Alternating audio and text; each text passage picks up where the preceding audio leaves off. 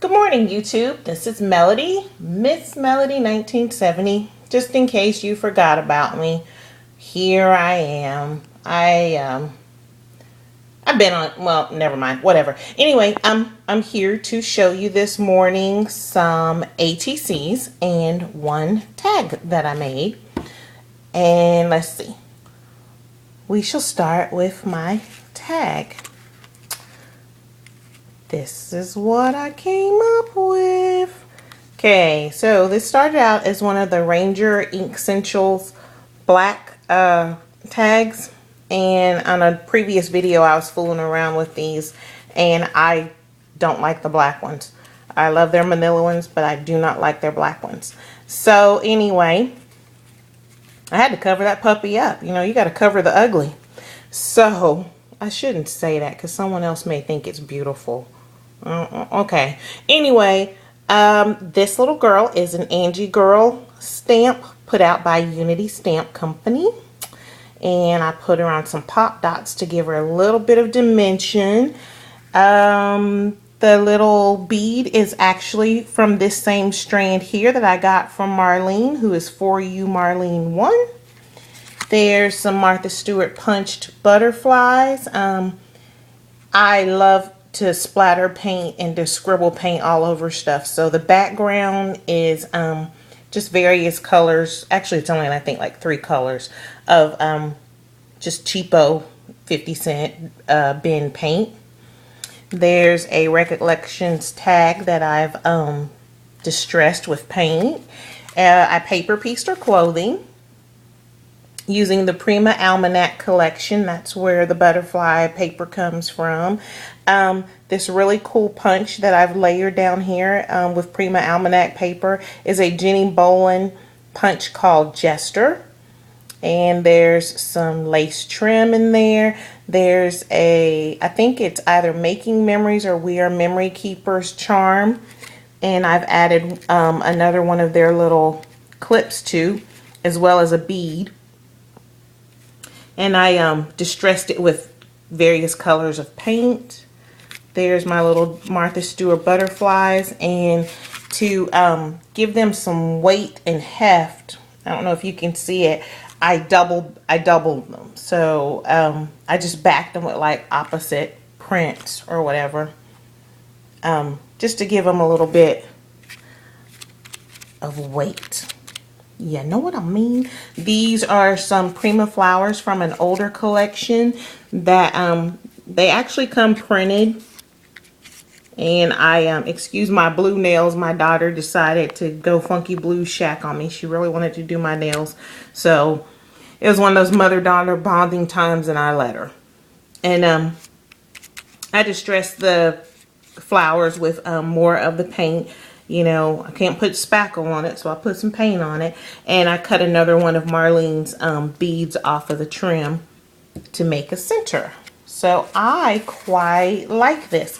And this tag was inspired by several of the wonderful artists here on YouTube who have been making the Prima doll stamps, which I do have those stamps. I just haven't gotten around to trying my hand at a tag with them. Oh, I also added some, what do you call that stuff? Cheesecloth. And I splattered pink and ink on that too. But I would honestly have to say the 2 people who inspired me the most to make one of these little doll or girl tags would be Karen from Louis Papier Creations and Bona, who I think is it Live, Love, Scrap? Everybody knows Bona. You know Bona. I really like watching her videos, and she's very helpful and very generous with her time and her creativity.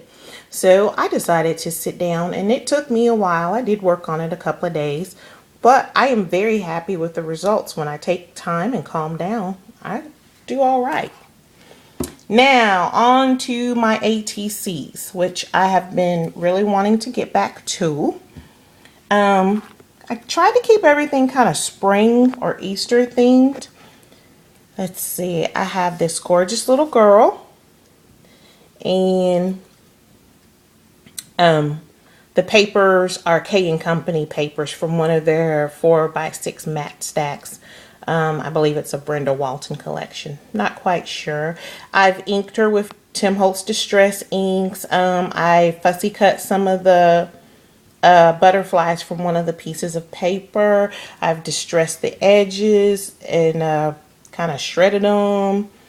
And I've stickled the flower. I made a little wing or fan or whatever you want to call it out of crepe paper and stickled that. I stickled the butterflies, and she's just gorgeous. She's got such a sweet face, and she looks like she'd never leave her dirty laundry on the floor. And then this one, because I do love to see art projects with an ethnic bent to them.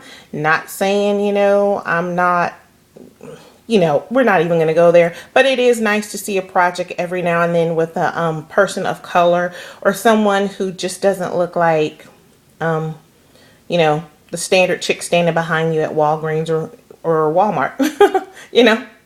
You know, what is a standard anyway? So anyway, I found these two little girls online, and I love the mean looking one.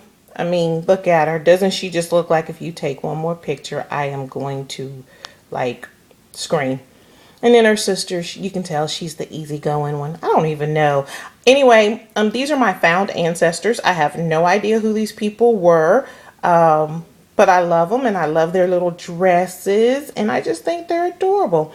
So I took some mat board, ATC. It was pre-cut. I got it at Hobby Lobby, and I layered it with some of that cheapy dollar bin paper from Target, as well as the Tim Holtz tissue tape. And then my image, I tore around the edges. I love tearing paper. It's very therapeutic for me. And I added some gesso, white paint, and some black archival ink. There's that Martha Stewart punch reappearing again with a black bead. There's a little, I think it's a Prima flower. I'm not sure. Marlene gave it to me. And there's some white lace. I think it was Marlene. Thank you. I printed blessings on my computer, and then I tore that and inked it. And I quite love it.